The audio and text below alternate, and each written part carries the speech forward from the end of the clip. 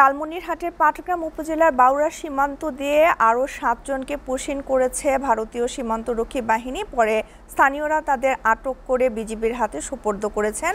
আর এই বিষয়ে বিস্তারিত জানাতে সরাসরি যুক্ত হচ্ছেন আমাদের সহকর্মী আশিকুর রহমান। ডিফেন্স পুশিন নিয়ে বিস্তারিত কি বলছে এবং রংপুর অঞ্চলের সীমান্তের সার্বিক পরিস্থিতি এবং সবশেষ কি তথ্য আছে আপনার কাছে আমাদেরকে জানাবেন। যেমনটি বলছিলেন, আমরা যেটি দেখছি যে গেল 1 মাস ধরে কিন্তু এই সমস্যাটা খুব প্রকট আকার ধারণ করছে। বিশেষ করে রংপুর অঞ্চলের যে সীমান্ত জেলাগুলো রয়েছে তার মধ্য দিয়ে সবচেয়ে বেশি যে পুশিনের যে সমস্যাটা হয়েছে সেটি হচ্ছে যে লালমনিরহাটে। আপনারা একটু জানিয়ে রাখি আপনাকে যে লালমনিরহাট জেলায় প্রায় 282 কিলোমিটার সীমান্ত এলাকা রয়েছে এবং এই সীমান্ত এলাকাগুলোতে রংপুর সেক্টরের 3টি ব্যাটালিয়ন দায়িত্ব পালন করে থাকে। আমরা দেখেছি যে এর আগেও কিন্তু এই পুশিনের ঘটনাগুলো খুব ভালোভাবেই প্রতিরোধ করেছে বিজিবি এবং গ্রামবাসী।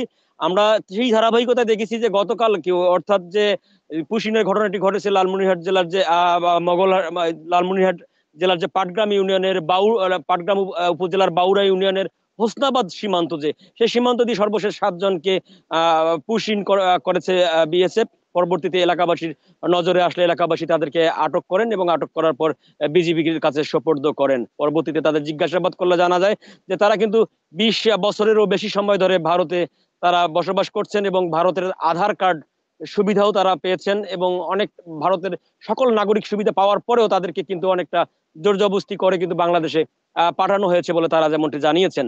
এ বিষয়ে কিন্তু যেটি বলছেন যে আসলে বিজিবি কি করছে, বিজিবি তাদের যে নিয়মিত টহল সেটি কিন্তু তারা বৃদ্ধি করেছে এবং গ্রামবাসীকে সাথে নিয়েই কিন্তু এই পুশিনের ঘটনাগুলো বারবার প্রতিরোধ করার চেষ্টা করছে। এর আগেও আমরা দেখেছি যে প্রায় 57 জনকে একসঙ্গে কিন্তু পুশিন করার চেষ্টা করেছিল বিজিবি এবং সীমান্ত এলাকার গ্রামবাসীর সহযোগিতায়। সেই চেষ্টাগুলোকে কিন্তু ব্যর্থ করা হয়েছে। সব মিলিয়ে বাংলাদেশের তরফ থেকে বাংলাদেশের পররাষ্ট্র মন্ত্রণালয় এবং এই দায়িত্বপূর্ণ এলাকার বিজিবি কমান্ডাররা যেমনটি বলছেন যে যদি কোনো অবৈধভাবে বাংলাদেশি ভারতে অবস্থান করে থাকে তবে তাদেরকে যেন নিয়মতান্ত্রিকভাবে আইনসম্মতভাবে যেটি বিধিসম্মতভাবে তাদেরকে ফেরত পাঠানোর যে সিস্টেমগুলো রয়েছে সেভাবেই তাদেরকে ফেরত নিতে বাংলাদেশের কোনো আপত্তি নেই। কিন্তু এই যে বিভিন্ন সীমান্ত এলাকা দিয়ে চোরাইভাবে ঠেলে দেওয়াটা, এই বিষয়টার কিন্তু চরম আপত্তি রয়েছে বাংলাদেশের এবং বিজিবির। সেই আপত্তির কথাগুলো কিন্তু বারবার পতাকা বৈঠকের মাধ্যমে বিএসএফ কর্মকর্তাদের জানিয়েছেন। বাংলাদেশের তরফ থেকে তারা বারবার আশ্বস্ত করেছেন যে এই ধরনের পুশিনের চেষ্টা তারা করবেন না, কিন্তু তারপরেও বিএসএফ এবং ভারতীয় কর্তৃপক্ষ এই কথা রাখছেন না।